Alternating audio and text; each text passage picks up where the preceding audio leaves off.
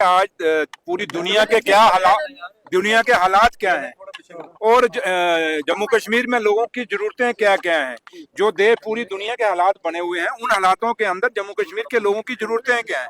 मेरे ख्याल उन बातों पे हम बात करें तो ज्यादा अच्छा रहेगा। बाकी रहा कि भारतीय जनता पार्टी जो जम्मू कश्मीर की है, उसके पास कोई आज मुद्दा नहीं है। वो अपनी सर्वाइवर की लड़ाई लड़ रही है, क्योंकि लोगों को उन्होंने जो इलेक्शन में वादे किए थे, वो वादे जो उनके मैनिफेस्टो हैं, थोड़ा उनका मैनिफेस्टो उठा लीजिए, आप पढ़ लीजिए कि उन्होंने जम्मू कश्मीर के लोगों को जो 2024 में असेंबली इलेक्शन हुआ, उन्होंने क्या वादे किए थे। जो वादे, क्या उसमें एनएलयू थी? क्या ये जो जिस यूनिवर्सिटी की आप बात कर रहे हैं, क्या ये एनएलयू की जो डिमांड कर रहे हैं, क्या उसमें जो 2024 में जब बीजेपी इलेक्शन लड़ रही थी, क्या उन्होंने ये वादा उसमें किया था? इस यूनिवर्सिटी का मुद्दा उनका था, उनका सबसे बड़ा मुद्दा था उसमें। हमें जो पता है, उसमें जो प्राइम मिनिस्टर साहब ने भी आके रैलियों में कहा और आप लोगों ने कवरेज किया है, जो कि आप लोग बीजेपी को सवाल नहीं पूछते। पूछिए, बीजेपी के लोगों ने उसमें कहा था कि जैसे इलेक्शन खत्म होगा जम्मू कश्मीर को स्टेट का दर्जा बहाल करेंगे, जम्मू कश्मीर की जमीनें जो हैं वो महफूज रहेंगी, बाहर के लोगों को नहीं लेने देंगे, जम्मू कश्मीर के बच्चों का रोजगार महफूज रहेगा, बाहर के लोगों को नहीं लेने देंगे। क्या जमीनें बाहर के लोग ले रहे हैं या नहीं ले रहे? क्या जम्मू कश्मीर की रोजगार जो है वो बाहर के लोगों को मिल रहा है या नहीं मिल रहा है? मैं कितनी एग्जाम्पलें आपको दे सकता हूं, लेकिन ये सवाल मैं आप पे छोड़ता हूं, मीडिया के लोगों, खासकर जम्मू के मीडिया पे छोड़ता हूं। आप ये खोजी पत्रकारिता करिए, पता करिए कितने लोगों ने, बाहर के लोगों ने किस किस डिपार्टमेंट में नौकरियां ली हैं। आप पता करिए कि बाहर के लोगों ने कितनी जमीनें यहाँ पे ली हैं।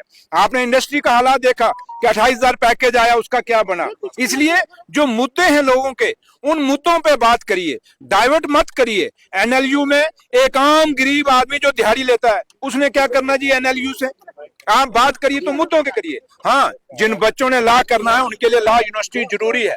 इस जम्मू कश्मीर में हमेशा जब भी इंसाफ हुआ है, नेशनल कॉन्फ्रेंस में इंसाफ किया है, चाहे आईआईएम के बारे में हो, आईआईटी के बारे में हो, चाहे सुकाश एग्रीकल्चर यूनिवर्सिटी चाहे आज जम्मू में है चाहे कश्मीर में है, जितने भी डिपार्टमेंट, चाहे वो डायरेक्टर एग्रीकल्चर जम्मू है चाहे कश्मीर है, चाहे हॉर्टिकल्चर जम्मू है या कश्मीर है, कितने भी, चाहे डायरेक्टर हेल्थ है जम्मू है कश्मीर है, ये किसने दिए? नेशनल कॉन्फ्रेंस ने हर ये डिसेंट्रलाइजेशन ऑफ पावर की है। तो आज आप नेशनल कॉन्फ्रेंस को सवाल पूछते हैं, हमें दुख आता है। आप बताएं बीजेपी को कि आपने क्या किया जम्मू के साथ। आप जम्मू से बीजेपी जीत के आई है, बीजेपी बताए कि जम्मू के लोगों के साथ कौन सा इंसाफ किया है। जब से ये पिछला जब पीडीपी के साथ बीजेपी का अलायंस था, उस समय उन्होंने जम्मू के लिए क्या किया। आज जब बीजेपी अपोजिशन में 29 सीटें लेके जम्मू में जीती हुई है, बताए कि इस 1.5 साल में बीजेपी ने क्या किया जम्मू के लोगों के लिए। ये दरबार मूव जो आपका है, आप भूल क्यों जाते हैं? मुझे समझ नहीं लगती आप मीडिया के लोग क्यों भूलते हैं कि आज जब डॉक्टर फारूक अब्दुल्ला साहब पे ये इतना बड़ा एक उनका मर्डर करने का हमला हुआ, अफसोस कि वो लोगों को जितना कंडेम करना चाहिए था जम्मू में लोगों ने नहीं किया।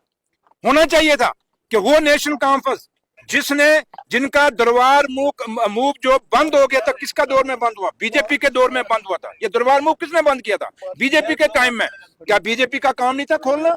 लेकिन जब फारूक साहब की पार्टी की हुकूमत आई, उमर अब्दुल्ला साहब चीफ मिनिस्टर बने, उन्होंने आते साथ ही जम्मू के लोगों की मुश्किलें, बिजनेसमैन की देखी, दुकानों की हालात देखी कि दुकानें बंद हो रही हैं, लोगों की दुकानें बिक रही हैं, लोगों की इंडस्ट्री जम्मू में बंद हो रही है। उन्होंने दरबार मूव किया। आज देखें कितना बिजनेस 6 महीने में जम्मू में हुआ है। अब जब दरबार द्वारा वापस कश्मीर में जाने वाला, सुन लीजिए, अब आपने बात छेड़ी है तो सुन लीजिए पूरी बात।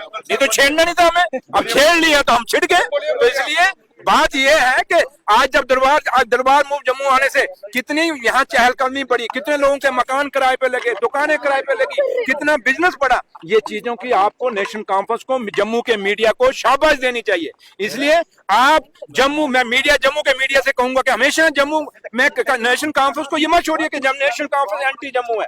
नेशनल कॉन्फ्रेंस ने हमेशा जम्मू कश्मीर में इंसाफ किया है और बराबरी का हिस्सा दिया है। इसलिए हम हमेशा जम्मू कश्मीर के साथ हैं। गलत है। आपके सामने जो डॉक्टर फारूक अब्दुल्ला साहब पे अटैक हुआ, वो क्या था? वो सिक्योरिटी लैब्स नहीं था? आप लोगों ने देखा नहीं है? वो गोली जब चली, हम तो शुक्रगुजार हैं उस रब के, और आप लोगों को भी कितना बड़ा लीडर हमारा बच गया जम्मू कश्मीर का।